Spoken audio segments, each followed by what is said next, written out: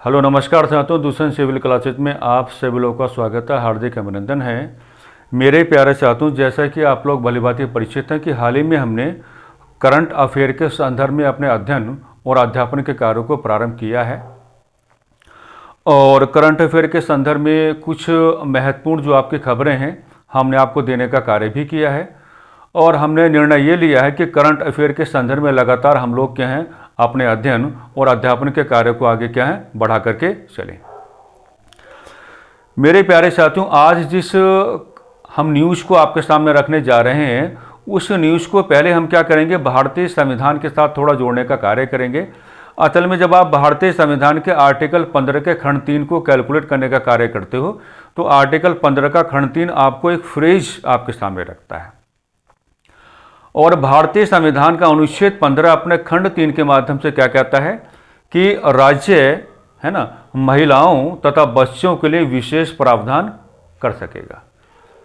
अगर आप भारतीय संविधान के आर्टिकल 15 के खंड 3 के अंदर के फ्रेज को कैलकुलेट करने की बात करोगे तो हमारा संविधान अनुच्छेद 12 में वर्णित राज्य को साफ साफ एक ये कहने का कार्य कर रहा है कि भाई महिलाओं तथा बच्चों के लिए क्या है, अगर आप विशेष प्रावधान करना चाहते हैं तो आप महिलाओं तथा बच्चों के लिए क्या विशेष प्रावधान करके चलेंगे।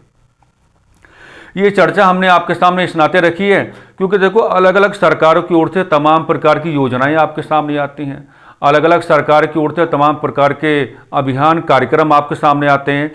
और ये जो तमाम प्रकार की योजनाएं हैं, अभियान हैं या जो कार्यक्रम आपके सामने आते हैं, कई बार इनमें क्या है महिलाओं को अधिकार संपन्न कराए जाने की बात होती है।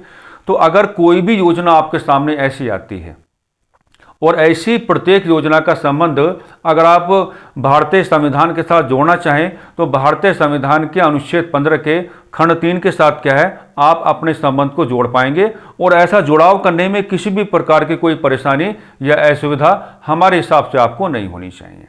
ठीक है, अब देखिए जो खबर आपके सामने है तो खबर आपके सामने उड़ीसा सरकार की ओर से खबर हम आपके सामने रखना चाहते हैं। अगर आप यहां पर उड़ीसा गवर्नमेंट को थोड़ा हाईलाइट करने की बात करेंगे तो उड़ीसा गवर्नमेंट की ओर से क्या है 23 अगस्त 2024 को, डेट थोड़ा आपको अपने जहन में लेके चलना पड़ेगा। उड़ीसा गवर्नमेंट की ओर से क्या है 23 अगस्त 2024 को एक योजना का प्रारंभ किया गया है। और ये जो योजना है इसका नाम आपको क्या बताया गया है, सुभद्रा योजना का प्रारंभ हुआ है। और 23 अगस्त 2024 को सुभद्रा योजना का जो प्रारंभ हुआ है ये उड़ीसा गवर्नमेंट की ओर से हुआ है, यानी कि उड़ीसा की सरकार की ओर से हुआ है। तो पहला सवाल तो आपसे ये बन सकता है कि भाई सुभद्रा योजना का संबंध आप किस राज्य सरकार के साथ लेकर के चलना चाहेंगे, तो यहां पर आपका आंसर क्या आ जाना चाहिए, उड़ीसा गवर्नमेंट आपका आ जाना चाहिए। कई बार ऐसा भी हो जाता है कि वो आपसे डेट भी पूछने का प्रयास करता है, वो आपसे ये भी कह सकता है कि सुभद्रा योजना का प्रारंभ उड़ीसा राज्य सरकार की ओर से कब किया गया, तो यहां पर आपका आंसर क्या आ जाना चाहिए 23 अगस्त 2024 आपका राइट आंसर आ जाना चाहिए। मेन मुद्दा आपका यह भी रहेगा कि अगर आपको इस योजना का मेन ऑब्जेक्टिव बता के चलना पड़े, यानी कि अगर आपको इस योजना का मुख्य उद्देश्य आपको बताना पड़ जाए तो मुख्य उद्देश्य में आप किसको हाईलाइट करने की बात करेंगे, महिला सशक्तिकरण के मुद्दे को क्या आप हाईलाइट करने की बात करेंगे। हमको लगता है अगर ये योजना किसी अच्छे पेपर में आपके सामने आएगी तो इसका जो मेन ऑब्जेक्टिव है वो आपसे पूछा जाएगा।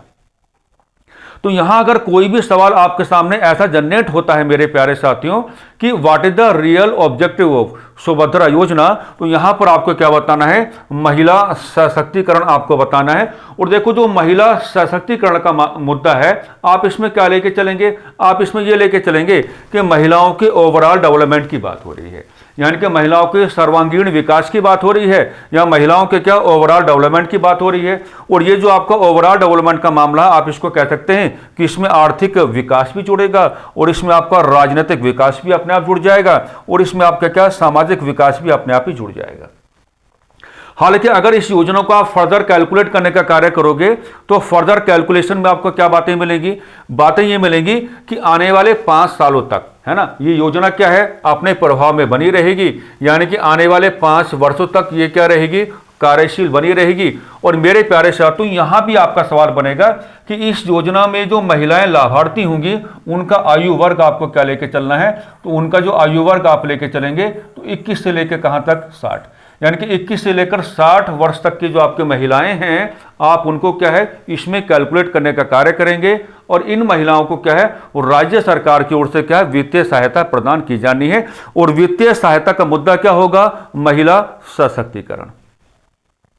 तो मामला इसमें वित्तीय सहायता को जुड़ा हुआ है, तो आप आर्थिक विकास को प्रमोट करके चल सकते हैं, लेकिन आपने बिल्कुल ये जाना होगा, समझा होगा कि जब हमारा आर्थिक विकास यानी कि जब हमारा आर्थिक धरातल अपने आप में क्या हो जाता है, मजबूत हो जाता है, तो हमारे जीवन के वाकई पक्ष क्या हैं, अपने आप ही थोड़ा क्या है मजबूत होने लगते हैं। इस नाते मैंने बताया कि मेन ऑब्जेक्टिव में आपको क्या बताना है, महिला सशक्तिकरण का मुद्दा जुड़ा हुआ है, लेकिन साथ ही साथ आप यहां पर क्या बात करेंगे, ओवरऑल डेवलपमेंट की बात करेंगे। आर्थिक भी होगा, राजनीतिक भी होगा, सामाजिक भी होगा।